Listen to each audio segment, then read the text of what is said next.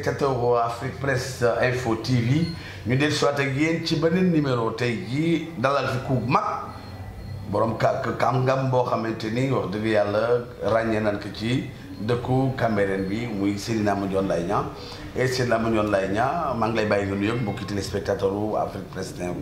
mbokki Cambérène ginnaaw bi ma nuyoo sant sunu xalifa yàlla na ko fi yàlla bàyyi lool te may ko wér ak ay rakkam yi mu nekkal sëñ Abdoulaye Thiaw Laye di nuyu samay xaritu bopp si dëkk bi si xarit nag ma jiital si kenn rek ba ñaar Mamadou Makhtar Laye ak Mbaye Kane ñooñu fu ma manti dem si àdduna seen tur lay tiitaroo seen tur lay wax di nuyu waa Cambérène yépp di sant rajo bi nga xamante ni tey ak télévision moo ma dalal tey waa groupe Média 7 communication ñoo ma dalal tey ma fas yéene waxtaan ak waa Cambérène. mbokki téléspectateur Média 7 TV groupe Média 7 communication jërëjëf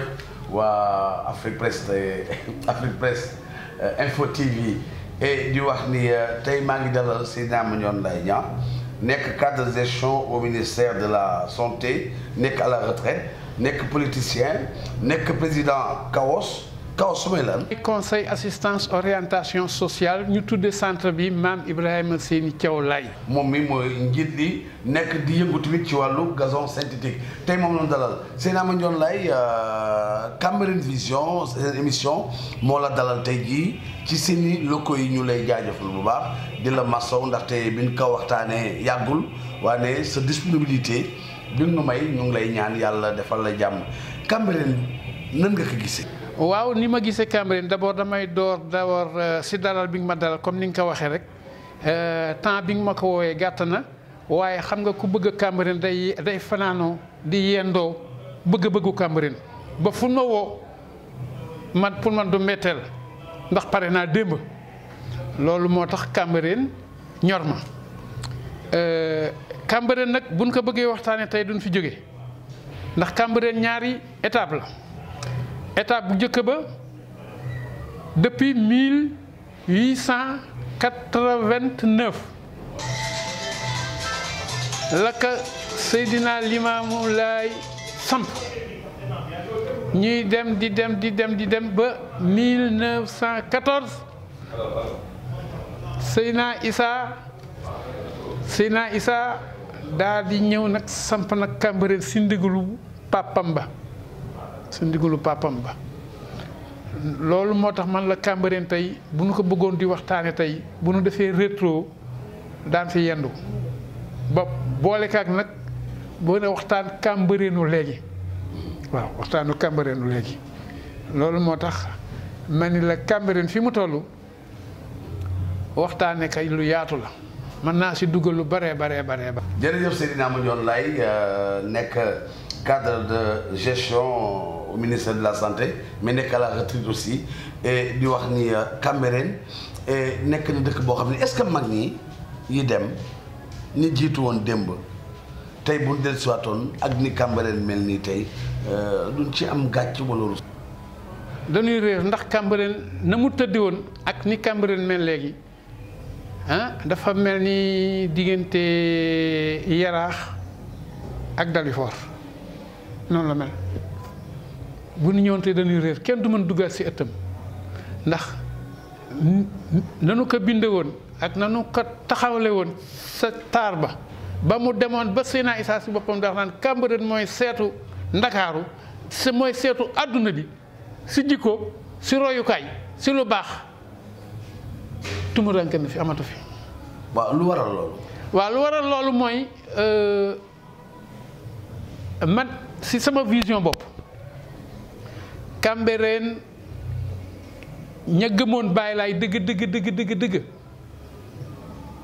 gëm Seydina Issa dëgg nekk ak moom si nekkinu sell wu rafet wu tekki ba nu demee bàyyi dañ fi hérité wul dara ndax dañu jàngalul xale yi dañ leen bàyyi woon rek ndax mag ñi boobu am nañu cër si si Seydina Issa cër boo xamante ni mënoon dem di fa wax dara lu dul julli mu yebal leen mission ñu dox ko ñëw toogaat mais xale ñoom kenn taatanu leen si toogaayu Cambérène. waaye léegi nan lan war a def pour taataan leen si toogaayu Cambérène. waaw ñu def tuuti rétro te nangu xale nangu déglunte rek rak toppa mag xale yi am kilifteef am papa am yaay mais xale yi amatuñu yaay amatuñu papa amatuñu mag rustuñu kenn jikko jooju d'abord lañu jikko war a xool ndax jikko jooju bokk na si li nga xamante ni lu freiné Cambérène la waaw. Deuxièmement dëkk bi dem na ba nu tàmmee jaay kër xam jaay kër la Cambérène yàqu ndax tey da ngay jaay nit mu ëpp la doole. xam jaay kër. waaw ba nu xamee jaay kër masuñu ko xam yàggul mais ba nu xamee jaay kër mais ku nekk yaa ngi sa waañ sax da nga ko jaay léegi ndax jegeñ na mbedd mi sa toilette ya da nga ko jaay léegi ndax jegeñ na mbedd yi léegi nag ñeneen ñëw dëkkin woo xamante ni sa njëlbeen Seydina Issa bëggu ko woon ndax dafa bëggoon ñëpp yam égalité rang social ba mu instauré woon moo amatul ndax rang social boobu dafa am solo ndax dañ daan dimbalante dañ daan jokkalante dañ daan diisoo waaye nag diisoo ba dafa am fu mu nekkoon Cambérène léppam penc ma la woon pourquoi ñu bàyyi penc ma lépp penc ma la woon Seydina Issa nangul woon tëb rek ñu wax ka dara mu ni déedéet danaa dem leen penc ma ngeen waxtaan lu waa penc ma d'accord ngeen andil ma ko noonu la daan doxale ña xamoon Cambérène bëgg Cambérène fonk Cambérène gëm Cambérène ñooñu daawuñu jóg sa papa ñoom daawuñu jóg ñoo ma jàngal politique si ñoom laay mage si ñoom laay mage. loolu dinañ ci ñëw ci kanam incha allah ci wàllu politique boobu mag ñi jàngaloon dinañ ci ñëw ci kanam waane li may laaj mooy Seydina Issa moo la tudd wala Seydina Mandione. Seydina Mandione moo ma tudde boppam ni sama papa su ma màggee su ma dëgëree naa rejoindre moo tax mu ma daan wooye ak maam Doudou Makhtar maay seexu Doudou Makhtar maag Doudou Makhtar du tey. waaw depuis sa kilifa yi la. donc léegi ñu ñëw ba tey ci wàllu Cambérène doxalinu Cambérène dégg nga coow yi fii tali bi fii géej gi fii ak yeneen yow nan nga gisee loolu. mais état du lor askan état lu mu def rek njariñu askan ba la waaye nanu koy defee procédure yi xëy na peut-être moom la xaw a kii tuuti mais état du sonal askan. mais bu ñu bàyyee nag dëkk bi nag groupe bu jóg ni mën a pour ñetti fan ñeenti fan on n'en parle plus. voilà ma dikk ak yow ci wàllu politique foo jàngi politique dama gis ngay yëngu ci wàllu politique fan nga jàngi politique. maa ngi politique depuis jamonoy Baye Seydi Thiaw ndax Baye Seydi Thiaw na ma tooge woon ak papa mu gis ko fekke ko noonu la ma jëlee teg ma si wetam maag ndam si yàlla sa Issa Diop secrétaire général am ma nekk ndaw di xéemal sa papa ñoom Liba Seck ñoom mu boole maag Liba Seck ni ma acca jàppal si Liba Seck jàppale ko si laa jàppalee Liba Seck nekk ak ñoom waaw depuis MJPS. MJPS à Cambérène maa ko fi jëkk a taxawal. mooy lan lu mu signifie. mouvement des jeunes socialistes maa ko fi jëkk a taxawal le trésorier général bi nga xam ne carte yi 25 lañ ko daan jaayee ma koy jox Moïse bële Moussa Sow. bi nekk Cambérène 2. moom laa jël moom la fa laa daan versé ma nekk en même temps le responsable des jeunes de Cambérène demoon naa sax ba jamono. bi nu parachuté Khalifa Sall si cinéma Yoff. waaw 3 étapes la woon. première étape ma bañ parce que lu tax ña ma wóoroon yeneen coordination yëpp yeneen section yëpp dañoo àndoon ak man ni ma ñun ku nu xamul du nu jiite kon nag yaa fi ne ñuy dem di dem ba ñu woo ma penc ma kër gu mag foofu laa joxe sama kàddu jox leen ko ndax samay kilifa ñoo ma ñaan ma jox leen ko. non foofu la Khalifa Sall démarré ndax Khalifa Sall samedi bis ni ko tey la daan ñëw sama kër yenn fi ba ngoon mi soog a ñibbi chaque samedi. am ngeen relation yooyu. am nañu relation yooyu torop mais ba mu faloo ba léegi nag li yàlla xam doy na. waaw ci politique googu la ñuy desandi maag Seydina Mandione moom mi ñu invité ci Afrique Presse Info TV ñaata at nga ànd ak le président Abdoulaye Wade gis naa daan nga ànd ak moom. waaw Abdoulaye Wade ànd ak moom depuis xam nga fii dañu woon opposition du fi dugg fii dañu woon opposition du fi taxaw. Cambérène opposition du fi dugg. Cambérène dañu woon opposition du fi taxaw ku dul nguur gi daal état. doo fi yëngatu man maa taxawal en 1988 le premier meeting d'installation de secteur à Cambérène ndax Cambérène le PDS son premier secteur c'est à Cambérène par la Kasampé. Le premier secteur du PDS. Oui. C'est Cambérène. Oui. moo ko féetoo woon sax boppam 88 nag man laa defal le grand meeting à Cambérène pour taxawal le PDS. En 88 laa commencé politique ci PDS. waaw nekk nga jaar nga PS MJPS. waaw jaar PDS yooyu yëpp nga def ko. ndax rek lu ci jublu woon pour daal tey jii Cambérène njëriñam. man dama judd rek njëriñam ci wàllu politique du Sénégal. waaw man dama judd rek Cambérène ñor ma ndax lépp lu ma mënti dox lu ma mënti wax te du njëriñu Cambérène xooluma ko gisuma ko. na ma côtoyé mag ña ak kilifa ya amul benn xale bu ko def xale yi dañ daan moytu mag ña man nag dam daan sóobu si mag ñi di leen déglu di leen xool ñu may yónni ma leen di defaral lu ne jàng si ñoom lu bari. loolu moo tax actuellement sama wax si Cambérène yomb ndax damay fekk lu bare. Alors donc le PDS à Cambérène jublu ma si lu dul Cambérène am ses droits d'abord balaa ngay wax politique da ngay xëccu ji say droits ba pare. Seydina Mandione yaa ngi PDS ba léegi. génn naa PDS depuis ba Abdoulaye Wade wàccee. léegi si lan nga ne. léegi de fi mu nekk nii sama parti mooy Cambérène. J'ai opté pour que mon parti soit à Cambérène. Donc parce que boo déggee sama parti Cambérène kon mooy maire rek nga mën a doon. non maire laa mën a doon. avec une bannière qui rime avec comment dirais-je société civile. waaw mais li ma gënaloon si sama programme mu ngi nii ma lay présenter. li ma gën a ñor su ma gënaloon. mooy une liste unique. à Cambérène. yow daal ñu def une liste unique. unique à Cambérène. nii nga ma wooye ci télévision bi nga wooye kenn ñeneen ku nekk présenté programme am ñu créé une commission boo xamante ne commission bu maandu lay doon am na fi. am na fi commission bu maandu. est-ce que te ku mel ni Cambérène mën nañ fi def une liste unique. c'est possible j'ai fait le programme pour ça. noo koy doxee. recenser des personnes ressources yoo xamante ni ñii bu la nee waaw la bu la nee déet la ñooñu ñooy créer commission bi. est-ce que du li nga yaakaar ni peut-être yow boo demee doo am dara moo tax nga bëgg a def loolu. non xam nga am dara mënoo ko xam ndax yàlla moo koy joxe. très bien. yàlla mooy joxe. yàlla mooy joxe mais nit ñi ñooy voté. mais nit ñi ñooy voté awale si yàlla mooy voté yàlla mooy joxe awale si ñin ñi bëgg la woteel la.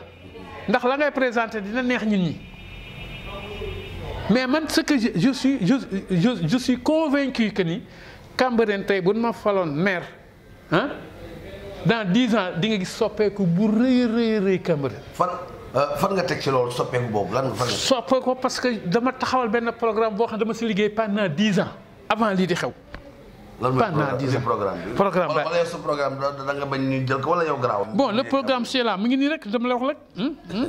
mën nga xool télé bi ah kaaru boobu bindoo ko. ba si dama ko këru. waaw. sama première réaction. sama première enfin du ma ni sama. sunu première réaction mooy d'abord la révision du découpage administratif de Cambérène ndax Cambérène tey daan ko bëgg a delloo fa mu jóge su ma gisee ku naan na c'est impossible dem naa la yow tu n'es pas politique. man na ne. waaw parce que les dossiers politiques posés sur une table politique pourquoi ne pas remettre un autre dossier sur la table politique pour qu'on en discute et trouver une solution. tout lépp nag mi ngi dépendre ci effort u Cambérène ndax dañu am ay gouvernants yoo xamante ni xam nga lu ñu xam ku yor yat jëm ci ñoom la ñu xam mais ko toog di wax nii rek danaa la ay il fait que parler laissez-le parler mais bu ñu defee ay descente ak stratégie boo xamante ni ça va nous permettre au moins que de nous faire entendre kooku lu am solo la donc la révision du découpage administratif de Cambérène parce que tey Cambérène tey. lii du commune. lii du commune. waaw lii du commune. ban nga teg ni lii du commune lan la. parce que Guédiawaye dugge jël nu fa mu jóge Patte d'Oie jël nu Parcelles Assainies bi nga xam ne su ñun la soxee ko ba léegi kenn mënu ko jox tur ndax ñun ñoo ko moom kenn mënu ko jox tur. non les Parcelles Assainies de Cambérène la ñuy wax. waaw c'est Cambérène. Ouais. parce que loolu moo doon erreur ba au départ si ba nu joxee parcelles yi ah ni Cambérène. lan koy jëlee mais bu waa Cambérène li woon mais ba tey Cambérène lay tudd kon Cambérène lay tudd. waaw ouais. mais moo tax ñu tudd que le projet que Senghor avait instauré. ah mais tey Cambérène tey fii mu toll li mu soxla fa bari fii ñu nekk fii tey ku ko moom fu mu dépendre Guédiawaye du yoon. golf waaw du yoon. ndax golf su ñun la ndingala la. administration dëkk bi foog nga xoolaat ko.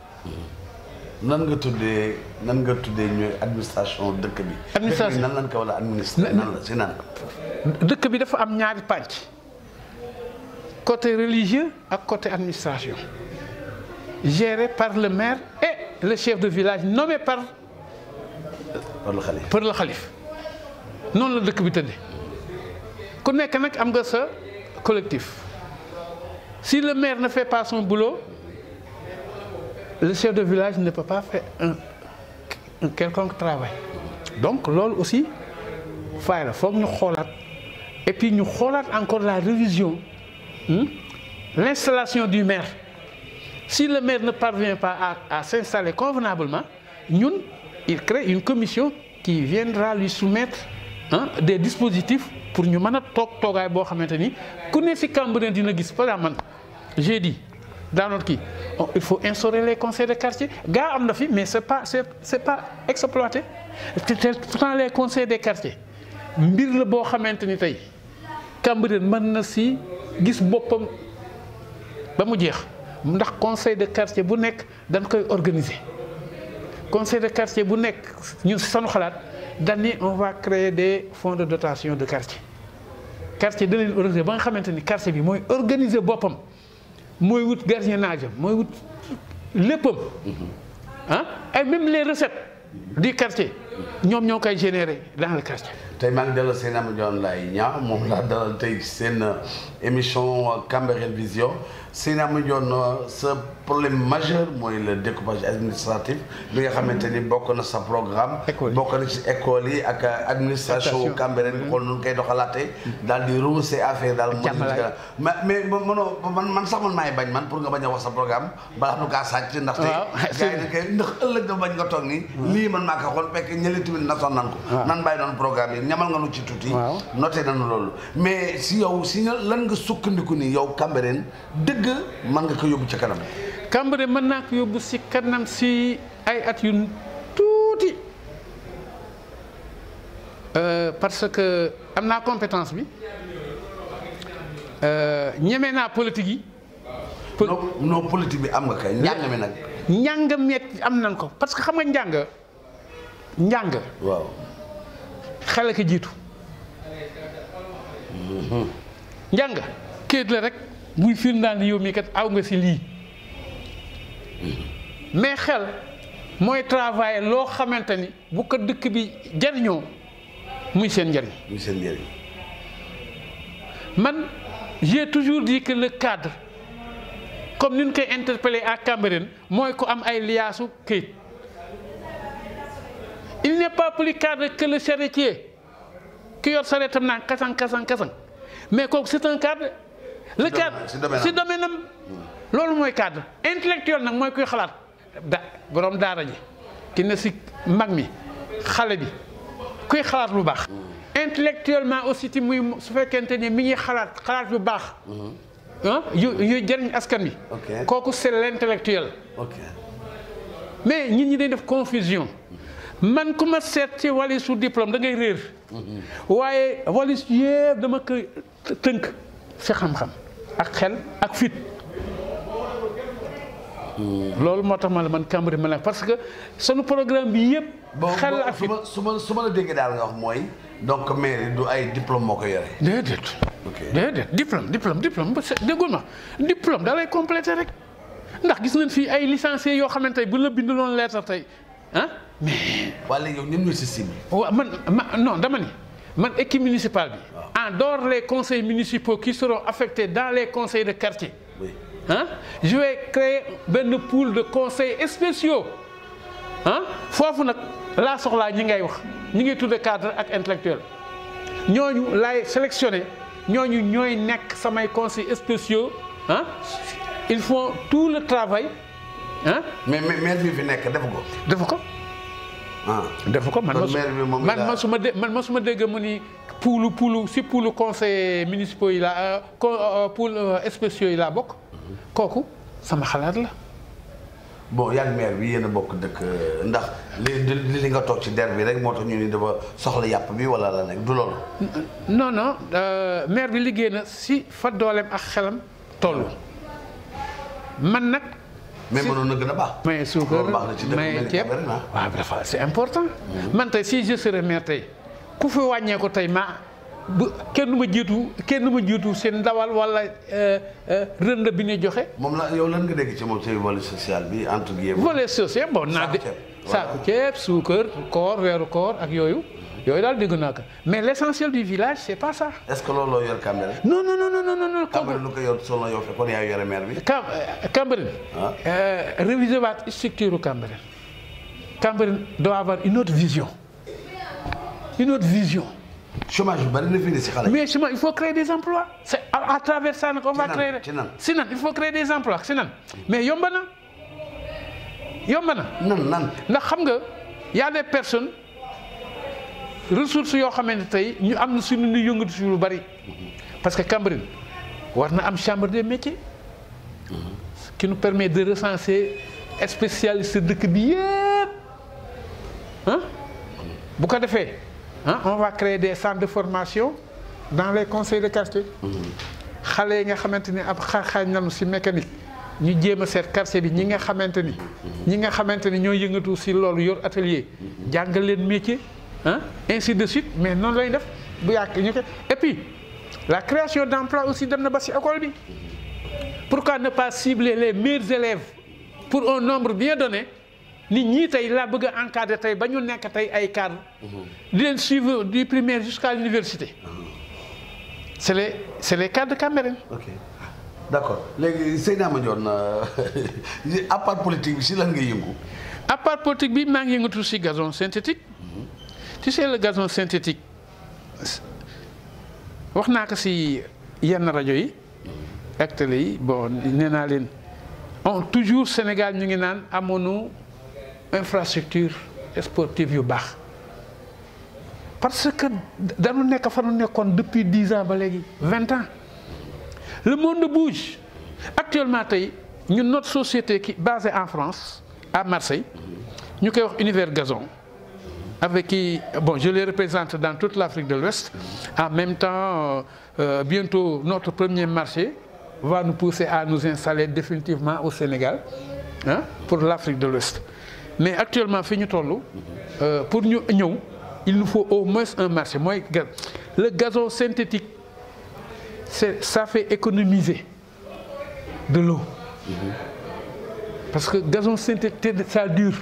waaw mais d'accord de si loolu ngay yëngu. mais yow yaa ngi soxla Cambérène yaa ngi représenté donc sur toute l'étendue de l'Afrique de l'Ouest. donc ñii waa gazon synthétique yi bi nga xam ne mi ngi basé à Marseille yaa ngi doomu Cambérène. lan moo tax seen stade municipal. ñëw nga mënoo leen demander pour ñu defaral la ko yow wane ni lii yow yaa ko fi def. non et puis yow lan nga def sax Cambérène lan nga defal Cambérène pour le moment abba pour nga laaj Cambérène. Cambérène la ma ko defal Cambérène man ma fay. waaw. diine bàyyi laa ji. non wax ma lii laa def. déet bokk na lu ma def la. da nga ni ma loo def. mais lu ma def la diine bàyyi laa ji laa jëkkee. ndax fi la nu jëkkee seen waxtaan. est-ce que xam nga ni daayira ñun ñoo ko créé ñun. loolu rek déjà c'est quelque chose. daayira ñun ñoo ko créé. tekk si loxo sëñ Ablaye yóbbu na si maam Jon ñaanal lu guddi googu maam Jon la c'est la première fois maam Jon fanaane ay jàng benn ñaareel bi AS Cambérène bii ngay wax mais maa leen yóbbu ak Guinée avec l'avion présidentiel avec 5 millions enveloppe 5 millions man maa ko def en un temps record entre samedi et dimanche ndax samedi lañ ma ko wax dimanche ma saisir le président par l'intermédiaire de comment il s'appelle? Du président de la commission sportive de Cambérène. Non, qui Lamine Ba. Lamine Ba benn qui devait être reçu ce dimanche. waaw ma yóbbante ko yónni ko ni ko boo demee nga ni góor gi lii ak lii sama équipe day dem en compétition internationale. mu wax ak moom ni ko nee ko boo demee nga ni ko jox naa ko avion man maa leen yóbbu avion présidentiel ba Guinée. donc loolu c'est quelque chose. lan nga fi mën defaat leneen loo xamante ni tey mën nga tëb maire bi. waaw sur le plan d'accord sur le plan social donc yooyu yëpp wax nga ko yaa ma dégg léegi gazon synthétique bi lan moo tax mënoo ko taxaw implanté imposé ñi waa Marseille ñu defar ko. maa ngi si parce que une fois waxtaan nañ si avec le ministre. ak AGETIP. bi nu ñëwee Kër Mbaye Fall. on a discuté ma jël document yëpp jox leen ba tey jii. ok AS Cambérène aussi laaj naa leen seen plan ak seen dossier. ok mais ñoom bëgguñu ko joxe.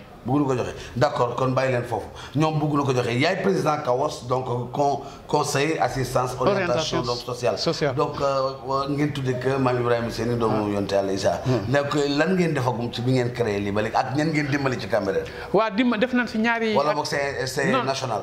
C'est national mais def nañ fi ñaari action quand même. def nañ fi sans transfusion sanguine def nañ fi aussi consultation gratuite chez les femmes affaire ween yi ak biiru cancer du sein ak les mammaires des mammaires ak col de l'utérus. def nañ ko fii au centre de santé de Cambérène. Très bien. On l'a fait ici.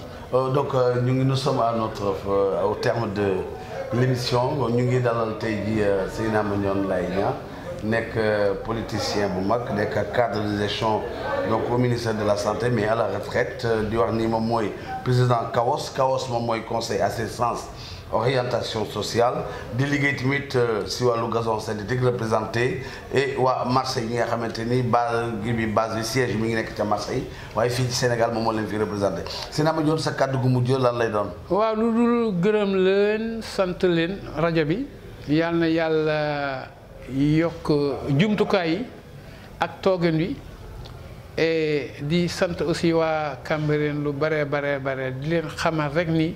dëkk bi sunu dëkk la du xëccoo du ŋaayoo moo koy defar ndax xale yu bari ñu ngi xëccoo waaye seen amuñu base politique ndax dañu ko deful ndax am na poste yoo xamante ni ce n'est pas pour les exclure mais dafa ay c'est des réalités politique boo miinulee si sa fa ngay laaje nga am la ngay wuti doo ko gaaw a jot.